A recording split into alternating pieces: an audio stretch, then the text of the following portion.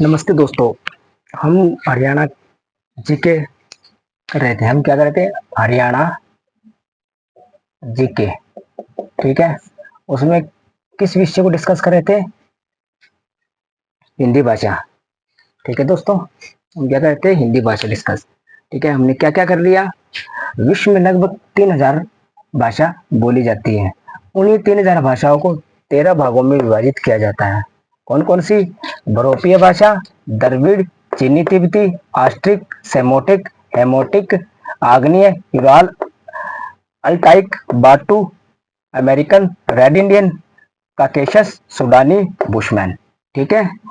इन्हीं इन 13 भागों में विभाजित करने वाले वैज्ञानिक का क्या नाम था? जो जिन्होंने हिंदी की पुस्तक लिखी, हिंदी भाषा का इतिहास, उनका क्या नाम था?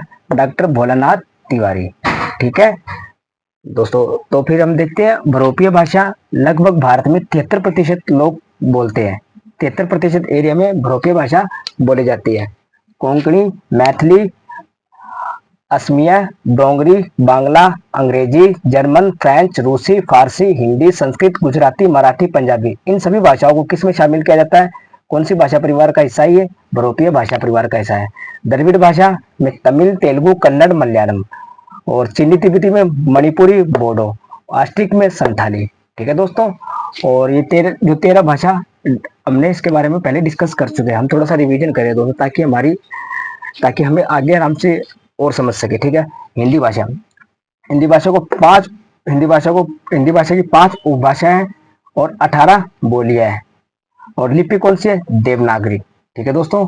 संवैधानिक महत्व देखें तो इसका 8वीं सूची में इसके बारे में बताया गया है। अनुच्छेद 343 के बारे में। राजभाषा अधिनियम 1967 हम डिस्कस कर चुके हैं। दोस्तों हम क्या कर रहे थे?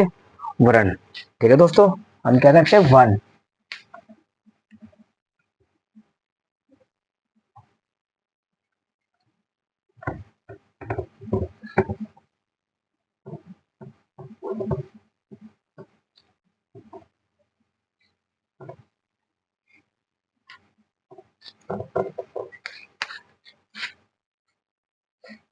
हम क्या कर रहे थे? वर्ण। वर्ण को 2 भागों में डिवाइड किया जाता है, स्वर और व्यंजन। ठीक है। स्वर हम कर चुके हैं। स्वर का हमने क्या क्या कर लिया? हर्षव, दीर्घ, संयुक्त। ठीक है दोस्तों, हमने 3 के बारे में डिस्कस कर चुके हैं। ठीक है दोस्तों, हम आगे करते हैं दोस्तों इसका एक और।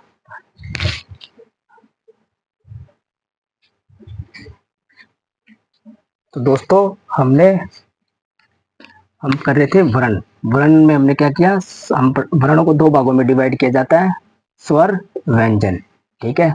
स्वर वह छोटी से छोटी ध्वनि जिसको खंडित नहीं किया जा सकते, वह क्या कहलाती है? वर्ण कहलाती है। स्वर, हर्षव स्वर, दीर्घ स्वर, सिक्त स्वर। हर्षव जिनमें एक मात्रा का समय लगे, इन्हें इन्हें एक मात्रिक स्वर भी कहा जाता है, और इन्हें लघु स्वर भी कहा जाता है। इनमें कौन कौन से है? ए, आ। इसमें कौन कौन से है? कौन कौन से? आ, ई, उ, री। ठीक है दोस्तों। दीर्घ स्वर, इन्हें द्विमात्रिक स्वर भी कहा जाता है, इन्हें गुरु स्वर भी कहा जाता है। और इनमें कौन कौन से? जिनमें 2 मात्राओं का समय लगे, स्विफ्ट, 2 स्वरों से मेल से जो बने स्वर वह सुप्त स्वर कहलाते हैं। दोस्तों हमने पिछली क्लास में हम कर चुके हैं। अब करते हैं हम जीवा की स्थिति के आधार पर स्वर का विभाजन। स्वर का विभाजन हम स्वर का विभाजन जीवा की स्थिति के आधार पर करते हैं। ठीक है दोस्तों। जीवा मतलब हमारी जो जीव है ना दोस्तों, हमारी जो जीव है उसकी स्थिति के आधार पर कहाँ कहाँ होते हैं जब हमारे कंठ से आवाज निकलती है। तो दोस्तों देखो, उग्र स्वर। उग्र जो हमारा जो जीवा है ना, जो जीवा से उपरला भाग से स्वर निकले, जैसे उच्चारित हो, जैसे ई, ई, ई, ए। तो ये क्या? उग्र भाग से जो उच्चारित होते हैं। ठीक है दोस्तों। और जो मध्य स्वर कौन से होते हैं? जो मध्य भाग से उच्चारित होते हैं, जैसे बीच वाले भाग से ए, ए। ठीक है दोस्तों। और पाश्चय जो पिछले भाग से, जो पाश्च भाग से उच्चारित हो, जैसे आ, उ, ऊ, ओ, औ।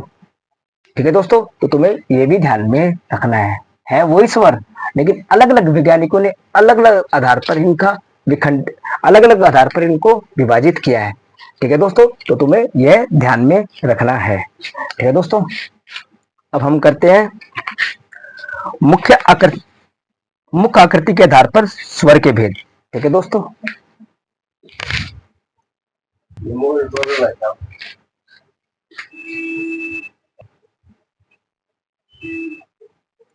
तो दोस्तों मुख्य आकृति के आधार पर स्वरों को दो भागों में विभाजित किया जाता है, संवृत स्वर, अर्ध संवृत, अर्ध संवृत स्वर।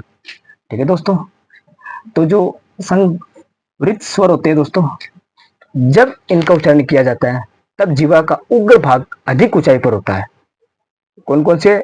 ई, ई, उ, ऊ।